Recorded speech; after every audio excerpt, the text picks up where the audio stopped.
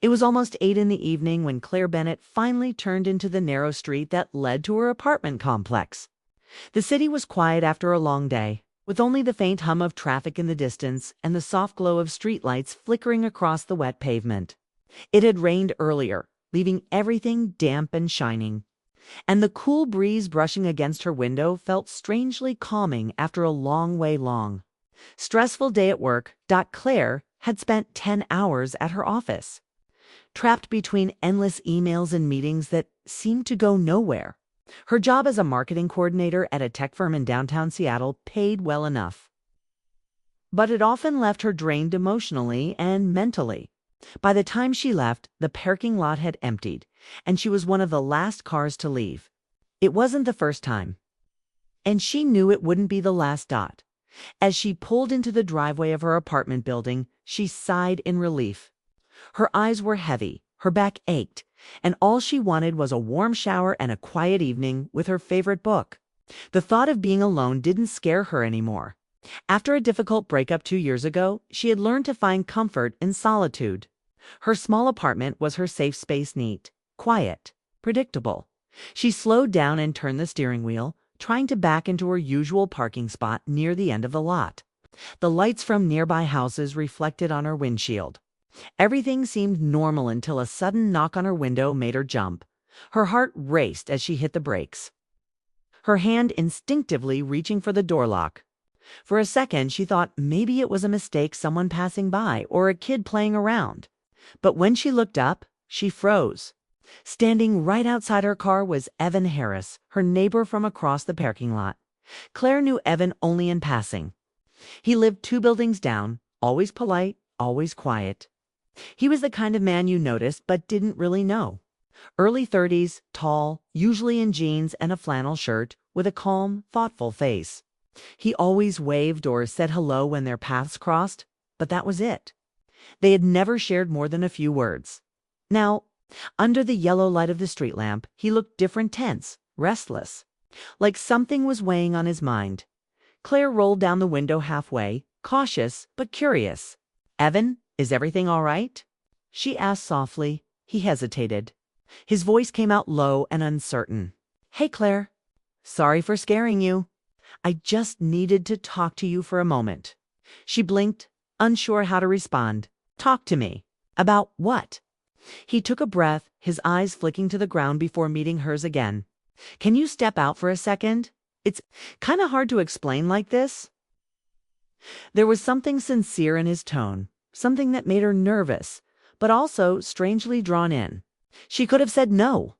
She could have just waved it off and gone upstairs. But something about the way he said it, almost urgent, almost emotional, made her turn off the engine. She opened the door and stepped out. The cool air hit her cheeks and she wrapped her coat tighter. "Evan, what's going on? You're making me a little nervous." He rubbed the back of his neck, clearly struggling for words. "I know this probably feels strange," he said quietly, "and maybe I shouldn't have come over like this. But when I saw your car pull in, I thought, if I don't say it now, I might never get the chance." Claire frowned slightly. "Say what? Did something happen?" He gave a small, uneasy smile. "Not exactly. It's just, I thought you were moving out today." Her confusion deepened. "Moving out? Why would I be moving out?" "I saw your car packed this morning," he said quickly, almost defensively. "There were boxes in the back seat, and your lights were off when I came home at lunch. I thought you were leaving, and for some reason, that really hit me." Claire let out a short laugh, surprised by his observation. "Those were work boxes. I was returning some old files to the office." Evan's shoulders relaxed slightly, but his expression remained serious. "I see. That's good. I guess I just overthought it." She tilted her head. "You were worried about me moving out. Why?" His silence stretched between them. For a moment, only the sound of the wind filled the space. Finally, he said quietly, "'Cause I didn't want to lose the chance to say something I probably should have said a long time ago." Her pulse quickened. She didn't know what to expect, but there was a weight in his voice, something honest, something personal. She studied his face, searching for clues, but he wouldn't meet her eyes. "Evan, you barely know each other," she said gently. "You don't owe me an explanation." He shook his head. "I know. But sometimes you don't have to know someone for years to feel something real." His tone was calm, but his eyes were alive with emotion. "I've seen you every morning heading to work with that same quiet focus. You always stop to pet that gray cat that hangs around the mailboxes. You smile at everyone, even when you look like you've had a hard day. And for some reason, I started looking forward to those small moments. Just seeing you around."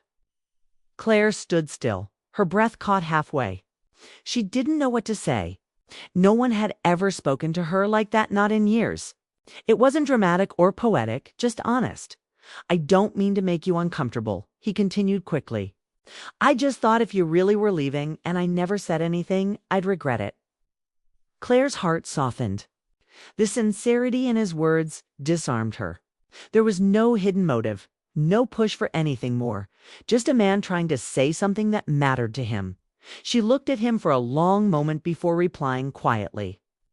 "Your right tit is strange, but it's also kind." Evan smiled faintly, his shoulders finally relaxing. "I wasn't sure you'd see it that way." The wind picked up again, carrying the faint smell of rain. Claire folded her arms, her fingers brushing against the car door.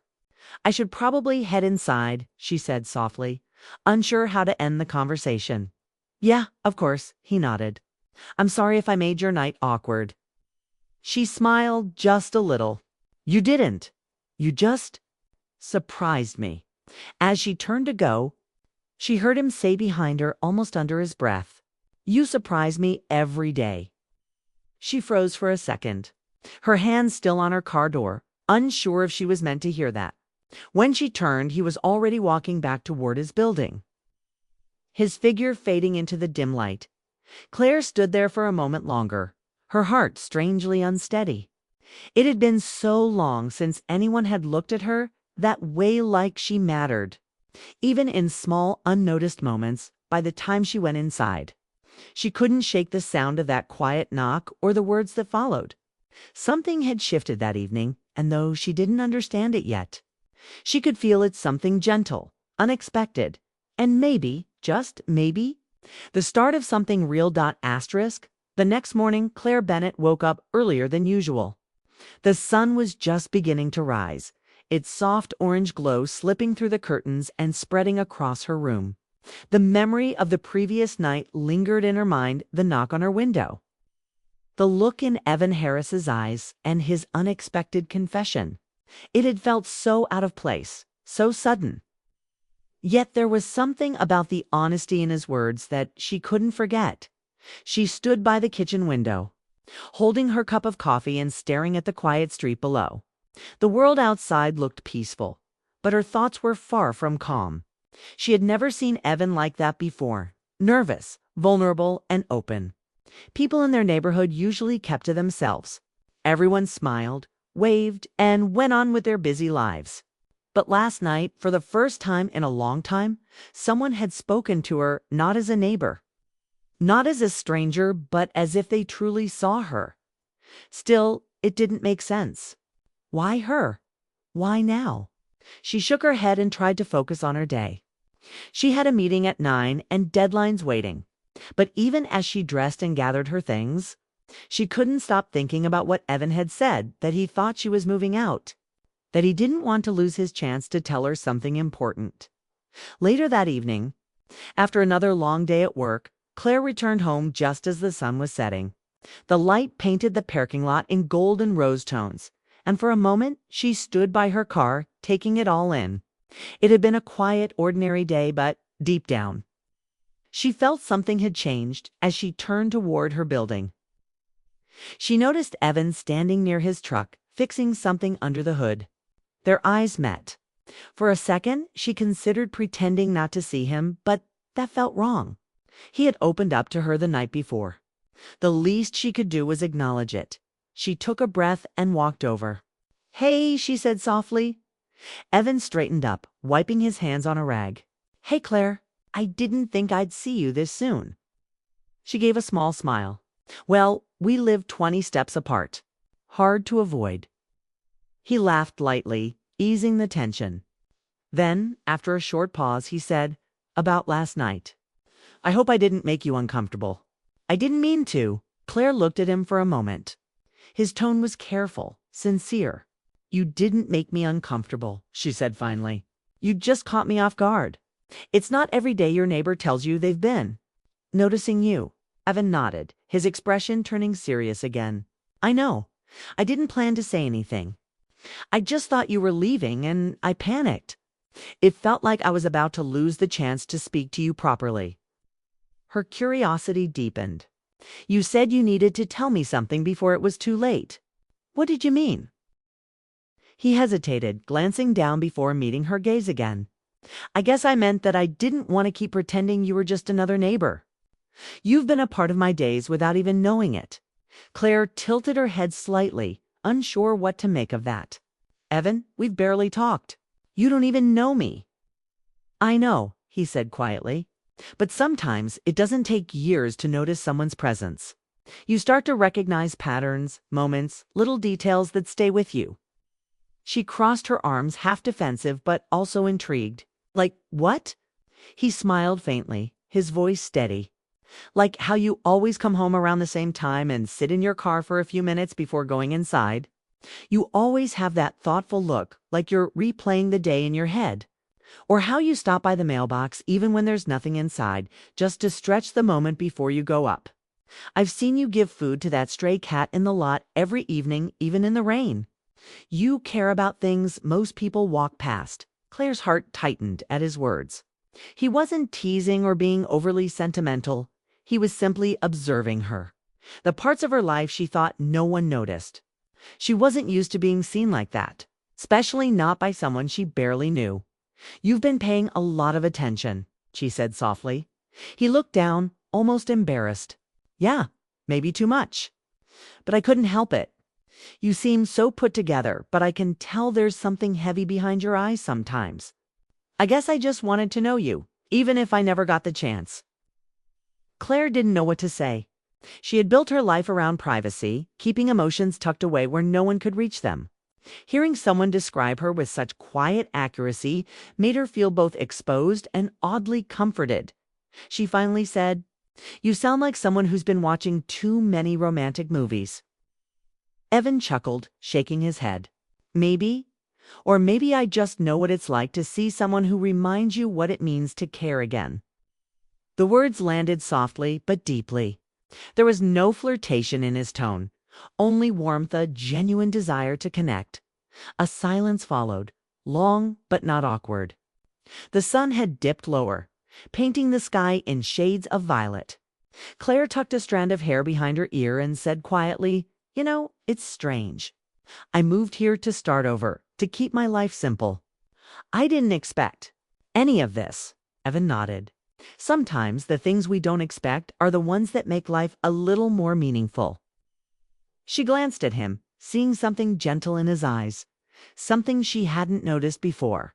A steadiness, a kind of quiet care that didn't demand anything in return. Before she could respond, a light drizzle began to fall. Small drops tapped against her hair and jacket, but neither of them moved. The air between them shifted soft.com. But alive. Evan reached for his jacket, hesitated, then offered it to her. "Here, you'll catch a cold." Claire smiled and shook her head. "I'll be fine." He lowered the jacket slowly, his voice quiet but sincere. "You don't always have to be." That simple sentence made her chest tighten. For years, she had been the one holding things together at work, in her family, in her own heart. No one had ever told her she didn't have to be strong all the time. The drizzle turned heavier, and she finally laughed softly. "You know, if anyone's watching, they probably think we're filming some dramatic movie scene out here." He smiled. "Then I guess I'd better say something worth remembering." She raised an eyebrow, half amused, half curious. "Like what?" He looked at her for a moment, then said quietly, "Like the truth that I don't know where this is going, or if it even means anything. But I do know that meeting you, even in passing, has been the best part of my days lately." Claire's heart beat faster. Not from shock, but from something gentler feeling she hadn't allowed. herself to experience in years. She didn't answer. Instead, she looked up at the darkening sky, letting the rain fall across her face. There were no promises, no expectations. Just two people standing in the soft rain, caught between what was and what could be. When they finally said goodnight, Claire walked back to her apartment, her clothes damp but her heart strangely light. She didn't know what would come next. But one thing was certain: Evan's words had changed something deep inside her. And for the first time in a long while, she didn't feel invisible. Asterisk rain came earlier than expected that evening. The sky over Seattle turned gray, and soft droplets began to fall, painting dark circles across the pavement. Claire Bennett was standing by her window, holding a cup of tea, watching as the world outside blurred under the drizzle. The memory of Evan Harris's words from the night before kept replaying in her mind. He had said so little, and yet it was enough to change how she saw him. His honesty, his quiet admiration, it wasn't dramatic. It wasn't forced, but it carried a sincerity that she couldn't ignore. For the first time in a long while, she felt seen. Not for her job, not for her appearance, but for who she was when no one was supposed to be watching. The rain grew heavier. Claire closed the blinds and turned to the small table by the sofa where her phone sat. She stared at it for a long time, her mind torn. Should she message him? Thank him for being kind? Or would that make things awkward? Before she could decide, there was a soft knock on her door. Her heart jumped. Few people ever came by unannounced. She set down her tea and walked toward the door, her steps uncertain. When she opened it, she found Evan standing there, hood of his jacket pulled up, water dripping from the edges. He looked slightly out of breath, as if he'd been pacing before finding the courage to knock. "Hey," he said quietly. Claire blinked in surprise. "Evan, you're going to get soaked out there." "Come in." He hesitated. "Are you sure?" She nodded, stepping aside. "Of course. You'll catch a cold." He stepped inside, shaking off the rain from his jacket. The scent of the downpour followed him in, fresh, cold, and somehow comforting. Claire handed him a towel from the kitchen. "Thanks," he said, drying his hands. "Sorry for showing up like this. I didn't mean to bother you." "You're not bothering me," she said softly, though her heart was racing. "Is everything okay?" He took a deep breath and looked at her. "I don't know. Maybe not. I couldn't stop thinking about last night. I kept wondering if I'd said too much or if I made things weird between us." Claire leaned against the counter, folding her arms gently. "You didn't make it weird, just unexpected." He nodded, his voice low. "Unexpected for me, too." The rain outside grew louder, tapping against the windows. For a moment, neither of them spoke. The air between them felt charged, but calm, like the quiet after lightning. Finally, Claire said, "You didn't have to walk here in the rain to tell me that." Evan gave a small, nervous laugh. "I didn't plan to. I was just sitting at home, and I kept thinking, what if I never get the chance to say what I really mean?" She raised an eyebrow. "You didn't already?" "Not everything," he admitted. "Last night I told you how I noticed you, how you made the days feel different. But I didn't tell you why." Claire's voice softened. "Then tell me now." He took a step closer, his eyes steady but unsure. "Because you remind me what it's like to care about someone again. Not in the big movie kind of way, but in a quiet, real way. You've been living your life with this calm strength, and somehow that gave me hope. I don't even know how to explain it. I just wanted to be part of your world, even if just a little." His words hit her like a wave, gentle but powerful. She wasn't used to that kind of truth. For years, she'd built walls around herself after being let down by people she trusted. She didn't believe in sudden connections anymore. Yet here was Evan speaking with a kind of openness that felt rare and disarming. Claire looked down, her voice barely above a whisper. "Evan, I don't know what to say." "You don't have to say anything," he replied quickly. "I just needed you to know. Because life keeps moving, and sometimes we lose people without ever saying the things that matter. I didn't want that to happen again." There was something in his voice, a quiet grief. She realized then that his openness wasn't just about her. It came from pain, from something or someone he had lost. She took a step closer, her tone gentler now. "Who did you lose, Evan?" He hesitated, then said softly, "My wife. 3 years ago." The words hung heavy in the air. Claire's breath caught. "I'm so sorry," she murmured. He nodded. "She was sick for a long time. After she passed, I stopped trying to connect with people. I kept everything surface, level, neighbors, coworkers, friends. Then one day, you moved in. And I don't know why, but just watching you live your life, seeing the small things you do, reminded me of what kindness feels like." Claire felt a lump rise in her throat. She hadn't expected his honesty to be this raw, this real. It wasn't just a confession, it was a piece of his healing. She stepped closer until they were only a few feet apart. "You've been carrying that alone, haven't you?" He gave a faint smile. "You get used to silence." The room felt still. The only sound was the steady rain outside, steady and rhythmic. Claire looked at him not with pity, but with understanding. She knew what it meant to live quietly, to hide pain behind polite smiles. "I know what that's like," she said softly, "to lose something and keep pretending you're fine." Evan met her eyes. "You too?" She nodded. "I was engaged once. It ended badly. After that, I stopped letting people in." He exhaled slowly, a trace of sadness in his smile. "So we both learned how to live half-lives." "Maybe," she said quietly, "but maybe it's time to stop doing that." For a moment, neither spoke. The silence was full but not heavy anymore. It felt like understanding had finally found its way between them. A thunder rumbled faintly in the distance. Evan looked toward the window, then back at her. "I should probably head back before it gets worse." Claire hesitated. "You can stay until it slows down." He gave a small nod, grateful. They sat near the window, side by side, watching the rain fall in sheets across the streetlights. The glow reflected in his eyes, soft and calm. "I didn't expect to tell you all that," he said finally. "I just needed to stop pretending that I don't feel something when I see you." Claire turned her head, her voice gentle. "What do you feel?" He smiled faintly. "Hope, for the first time in a long time." Her chest tightened, not out of sadness, but something tender. For years, she had forgotten what that word even meant.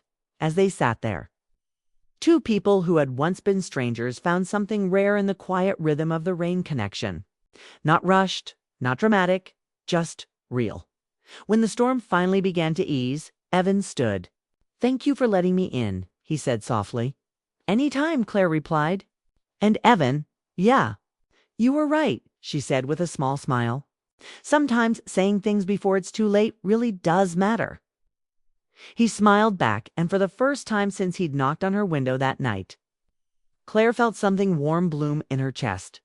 Not love, not yet, but the promise of something new as he left. The rain slowed to a soft drizzle, and she stood by the window. Watching him walk across the lot, it wasn't just another rainy night anymore. It was the night her hearts quietly began to heal. The rain stopped by morning. The clouds had drifted away, leaving the sky pale and clean, the streets glistening under the soft light of dawn.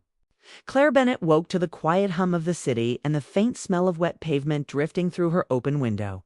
She lay still for a while, her thoughts circling around the night before the sound of the rain. Evan Harris sitting beside her, the calm in his voice when he said he finally felt hope again. It had been years since someone had spoken to her with such honesty. His confession wasn't romantic in the usual sense. It was human, real, and fragile.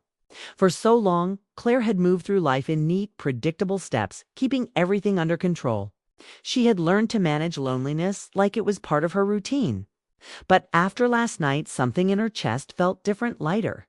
She made herself coffee and sat by the window. Outside, the neighborhood looked alive again. Kids were walking to school with umbrellas. An older couple was taking their morning stroll. And the stray gray cat she always fed was sitting patiently by the steps. Claire smiled and opened the door, setting out a small bowl of milk like she did every day. Her eyes drifted across the parking lot. Evan's truck was still there. For a second, she wondered if she should text him. Maybe just a simple "thank you for dropping by." But then again, what would she even say? that she couldn't stop thinking about the way he looked at her, that his words still echoed in her head. She wasn't ready to admit that to him or to herself. By late afternoon, she decided to take a walk. The air was crisp, carrying the faint scent of pine and rain-soaked earth. She pulled on her jacket and stepped outside, letting the quiet fill her mind. But as she reached the corner of the building, she stopped. Evan was there standing by his truck again, checking something under the hood. It's the same way he had the first time they'd really talked. He noticed her almost immediately. Their eyes met, and for a moment, both froze. Then Evan smiled, hesitant but genuine. "Morning," he said. "Morning," she replied. Her voice softer than she expected. He wiped his hands on a towel and stepped closer. "You're up early." "I couldn't sleep," she admitted. "Too many thoughts." He nodded knowingly. "I get that. Same here." There was a pause, the kind that wasn't awkward, just quiet. Comfortable, almost. Claire shifted her hands into her pockets. "You said something last night," she began, "about hope. I've been thinking about that." Evan raised an eyebrow. "Good or bad thinking?" She smiled faintly. "The good kind. It made me realize that I haven't felt much hope in a long time. I got so used to things staying the same that I stopped expecting anything different." Evan leaned against his truck, his expression soft. "It's easy to get stuck in that place. After my wife passed, I told myself I'd be fine just working, keeping busy. But deep down, I wasn't living, just existing." Claire nodded. "I know that feeling." The wind brushed between them, carrying the cool scent of rain. Neither said much for a while. It was an uncomfortable silence. It was thoughtful. Both seemed to understand that some emotions didn't need to be rushed into words. Finally, Evan broke the quiet. "You ever think maybe the universe throws people into our lives when we need them most?" She tilted her head. "You think that's what this is?" He smiled slightly. "Maybe two people learning how to start over?" His words warmed her more than the morning sun ever could. She looked at him, really looked his tired eyes, the calm steadiness in his face, the faint smile that seemed both hopeful and cautious. "I don't know where this is going," she said truthfully. "I don't even know what I want right now. But I know I don't want to go back to feeling like I'm just passing through my own life." Evan's gaze softened. "That's a good place to start." They stood there for a moment longer before Claire gestured toward the cafe at the end of the street.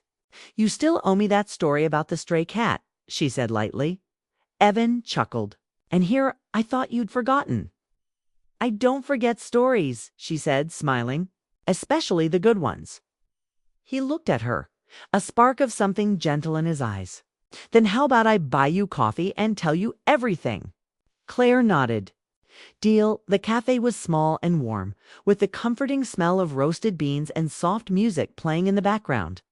They found a table near the window, and as they sat down, it felt oddly natural, like this was where they were meant to be all along. Evan told her about the cat, about how it used to sit outside his porch after his wife passed away, refusing to leave even when he ignored it for days. Eventually, he said with a smile, "I realized I was the stray, not the cat." Claire laughed softly. "That's the most poetic thing I've heard in a while." He shrugged. "I guess pain teaches us poetry." They talked for hours about their pasts, their fears, the little things they missed in life. There were moments of laughter, a few quiet pauses, and glances that lasted a second too long. Neither of them called it a date, but they both knew it was the beginning of something. When they stepped back outside, the afternoon light had turned golden. The world looked softer, brighter. Claire walked beside Evan, feeling the strange comfort of his presence. At the entrance to their complex, they stopped. "Thank you," she said quietly. "For what?" "For not staying silent," she replied. "If you hadn't knocked on my window that night, I'd still be stuck in my own head." Evan smiled. "Then maybe that knock wasn't such a bad idea after all." She laughed lightly. "No, it wasn't." A brief silence followed, one filled with unspoken possibility. The air felt charged again, not with tension, but with quiet connection.